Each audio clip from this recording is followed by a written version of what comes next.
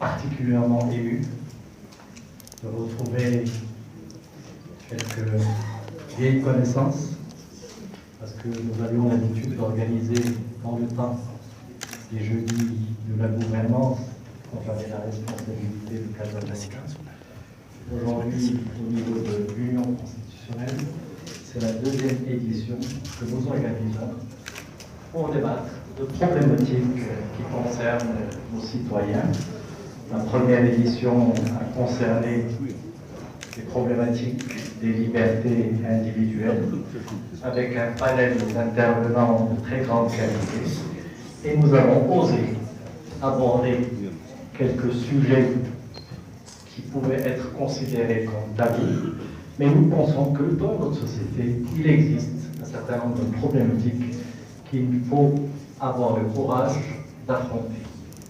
La deuxième édition, aujourd'hui, concerne les politiques sectorielles, les différentes politiques sectorielles et leur implication dans le développement régional.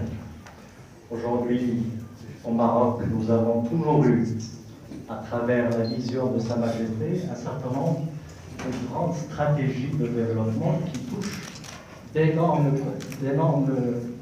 secteurs. Nous avons, en termes d'infrastructures, réalisé des équipements énormes ces dernières années. Nous avons aujourd'hui une politique sectorielle concernant les ports qui a donné des résultats absolument extraordinaires, avec le port de Tanger-Med qui est devenu aujourd'hui un levier de croissance pour toute la région du Nord, avec des effets incroyables sur le développement de cette région.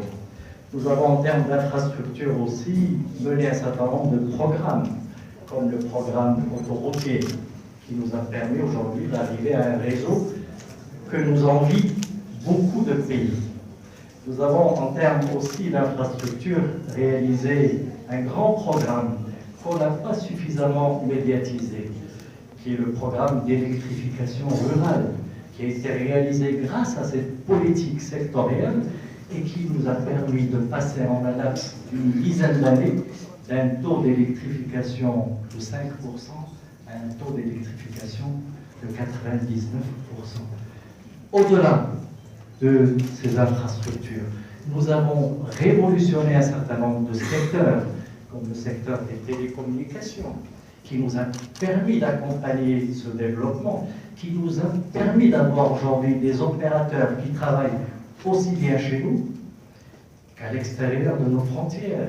Nous avons également mis en place ce qu'on a appelé le plan émergence, qui nous a permis de conquérir de nouveaux métiers, qui nous a permis de développer un secteur qui était inexistant, comme le secteur de l'aéronautique, qui est devenu aujourd'hui une plateforme extraordinaire de développement, avec les plus grands opérateurs qui sont aujourd'hui sur notre territoire, qui nous a permis également de créer ce nouveau secteur économique, qui est le secteur de l'offshoring, qui nous permet aujourd'hui d'employer des milliers de personnes sur notre territoire, et notamment ici à Casa-Chor. Et je crois avoir vu le responsable de Casa-Chor ici parmi nous. Donc aujourd'hui, à Casa-Chor, je pense qu'on a dépassé les 22 000 emplois au niveau de Casa-Chor. Tout ça fait partie de ces politiques sectorielles qui ont été lancées avec une vision de développement portée par Sa Majesté. Et ces différentes politiques sectorielles ont traversé les gouvernements, ont traversé les gouvernements successifs. Ils ont toujours été mis en œuvre par les différentes institutions que nous avons dans notre pays. Ces politiques sectorielles doivent être portées par les institutions, doivent être portées par les départements ministériels concernés, doivent être portées par d'autres institutions, doivent être portées à la fois par les institutions nationales et par les institutions régionales. Aujourd'hui, ce que nous constatons, c'est qu'il y a peut-être un manque de coordination entre ces différentes politiques sectorielles. Et nous constatons que ces politiques sectorielles ont besoin d'être coordonnées, ont besoin d'être boostés, ont besoin d'être impulsés. Et l'institution qui a la charge aujourd'hui de l'exécutif, c'est l'institution du Premier ministre. Et il ne me semble pas avoir perçu, à travers cette mandature, qu'il y avait une prise de conscience suffisante de l'existence de ces plans sectoriels de développement, qu'il y a une nécessité de les coordonner, qu'il y a une nécessité de les booster, de les impulser, pour ne pas arriver à la situation économique dans laquelle nous nous trouvons aujourd'hui. Aujourd'hui, tous les indicateurs sortis des institutions nationales, que ce soit les rapports de la Banque du Maroc, que ce soit le rapport de la Cour des comptes, que ce soit le rapport du HCP, du Haut Commissariat au Plan, aujourd'hui les indices sont alarmants. Aujourd'hui, le gouvernement, et je m'excuse, c'est Afnouche, le gouvernement nous annonce un taux de croissance pour cette année de 2%.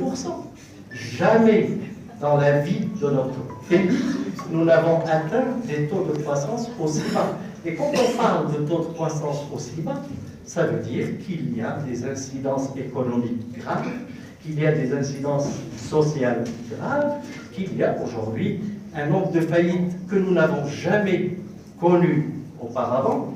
Il y a aujourd'hui un taux de chômage qui n'a jamais atteint ses sommets, surtout dans la frange des jeunes, où aujourd'hui le taux de chômage avoisine les 40%. Je crois que ces indicateurs sont alarmants. Et ces indicateurs démontrent la légèreté avec laquelle ce gouvernement a géré notre pays, malgré l'existence de ces leviers magnifiques de développement que sont ce plan stratégique de développement. Je pense aussi au plan stratégique qui fait notre fierté, le plan stratégique d'énergie qui nous a permis aujourd'hui de réaliser des projets absolument fantastiques qui sont vraiment notre fierté, qui nous a permis d'être pionniers aujourd'hui en termes d'énergie renouvelable. Et je rends hommage à cette occasion à ces Bakouri, qui a été un des moteurs de cette dynamique, malgré sa casquette de président de région. Je voudrais aussi souligner l'importance du plan de développement agricole, qui est un des moteurs du développement et qui est aujourd'hui porté par mon ami Sir Aziz Arnouch et toute son équipe, qui le fait, qui le porte avec discrétion et avec efficacité.